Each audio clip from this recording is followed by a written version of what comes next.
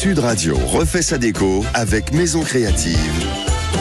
Sandrine Debruyne. Bonjour Sandrine. Bonjour Laurence. Alors avec vous on va parler déco JO, piscine olympique. Le plouf dans la Seine, vous l'avez fait vous ou pas alors? Non, parce que tout le monde le fait en ce moment. Tout le monde le fait. Mais pas moi. Ça. Non, moi non plus, concrètement. Pas du tout envie d'attraper une conjonctivite, une bonne gastro. Je préfère vous emmener faire un bon plouf dans la piscine, dans une piscine qui a du style. Alors, art déco, art nouveau, forme contemporaine, peut-être même vue imprenable sur la Seine ou la Tour Eiffel. Allez, je vous propose une plongée dans des piscines les plus singulières. Alors, on commence par quelle piscine? Où est-ce que vous nous emmenez, Sandrine? Eh bien, je vous emmène pour un côté un peu sportif dans le 20e, la piscine de Georges Valeret, alors connue sous le nom de la piscine des Tourelles. Elle a été construite à l'occasion des JO de 1924. C'est ici que le nageur Johnny Weissmuller est entré dans l'histoire en remportant 4 médailles, dont 3 en or. On le connaît bien pour ça, grâce à sa rénovation de bâtiments. Aujourd'hui, la piscine bénéficie d'un immense vraiment toit ouvrant qui permet de nager à l'air libre. C'est un style architectural moderne avec des lignes épurées, des structures métalliques. Il y a des immenses baies vitrées qui offrent une luminosité hyper abondante. Donc ça accentue un petit peu l'impression d'espace et d'ouverture sur ce grand bassin olympique. C'est assez joli en tout cas. Enfermé quoi. Alors, beaucoup plus déco encore, voire même très art déco. Cette fois-ci, vous nous emmenez dans le 5e arrondissement. Au cœur du quartier latin, évidemment, de la capitale, la piscine Pontoise. Elle est conçue en 1934. Elle est désormais inscrite au monument historique de la ville. Alors, elle fait partie des 4 bassins construits par Lucien Paulet, très architecte bien connu.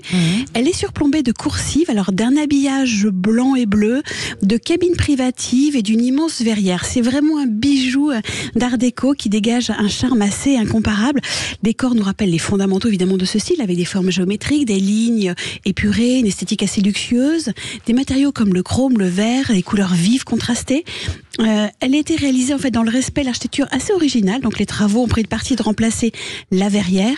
Et ce qui est bien aussi, c'est qu'ils ont pu baisser un petit peu la consommation de 20%, notamment au niveau de l'énergie. Ah oui. Ça a du sens en fait de rénover ces vieilles piscines assez gigantesque. Alors, pas loin de nos studios de Sud Radio, ici, il y a la piscine Molitor. Alors, je ne sais pas si vous la connaissez, mais elle est quand même très très visible avec ce côté mur jaune de l'extérieur. Elle a été inaugurée en 1929. Pendant 60 ans, c'est la piscine la plus courue de Paris. Alors, c'est 2 bassins, ambiance très avant-gardiste, lieu mondain, exposition, défilé haute couture, remplacé à la nuit tombée les Parisiens venus se baigner. Et quand elle n'accueille pas les personnalités les plus aisées de Paris, les nageurs professionnels, les patineurs traversaient les bassins l'hiver pour des compétitions, même sportives. Après, c'est vrai que le lieu a été investi par les artistes et le bâtiment est un petit peu délabré. C'est devenu le temple de ce qu'on appelle l'underground de Paris. Donc, Lucien Paulet, encore une fois, a fait appel aux meilleurs artisans, notamment pour la rénovation des vitraux qui ornent l'entrée du bassin. On a aussi une grande verrière. Les constructions de style Robert Mallet-Stevens, réalisent vraiment ce côté très art déco. Aujourd'hui, on s'y baigne de nouveau. On a un très joli rooftop pour y déjeuner, pour des soirées, pour des cocktails. C'est une piscine qui est également un hôtel, mais donc on a accès facilement à cet endroit assez incroyable. La autre piscine parisienne, très déco. Alors là, c'est plus ambiance cabaret, c'est dans le 13e arrondissement de Paris, Sandrine. Alors, le style Joséphine Baker, évidemment, icône des années 1920-1930, qui se caractérise par une élégance très sophistiquée, très exotique, avec des motifs africains, des éléments art déco, des couleurs assez riches, des matériaux assez luxueux. C'est l'unique bassin flottant de la capitale qui est amarré au pied de la bibliothèque François Mitterrand dans le 13e. Alors, elle porte le nom effectivement de Joséphine Baker, mais j'ai envie de vous dire que c'est comme une structure en verre et en acier, imaginée par l'architecte Robert de Busny. Elle est maintenue à flot en fait par des flotteurs métalliques, donc il faut vraiment être à l'intérieur pour avoir ces petites expos et ce petit côté un peu Joséphine Baker. Drôle. Look plus rétro, là on est dans le 17e, dans le 13e arrondissement, et là on est du côté de la Butte aux Cailles, chouette quartier dans le bassin de la Butte aux Cailles. Exactement, on reste dans le 13e, là pour le coup c'est la plus ancienne de Paris. La façade est en briques rouges, un bassin qui elle va être plutôt du côté art nouveau. On a un côté très pittoresque de ce quartier, la Butte aux Cailles.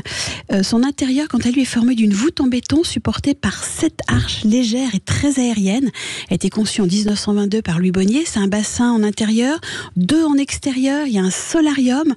On pourrait presque oublier qu'on est à Paris, en fait. Un style art nouveau qui a émergé au 19e et qui se caractérise par des lignes assez sinueuses et organiques, inspirées par la nature. Il intègre des formes asymétriques. C'est très joli. c'est vraiment un petit voyage un petit peu loin de tout. Et pour terminer très rapidement, Sandrine, une piscine. Alors là, on n'est pas à Paris, mais on est au Havre. Et oui, j'ai envie qu'on parle un peu de cette fameuse piscine conçue par Jean Nouvel au cœur de la ville.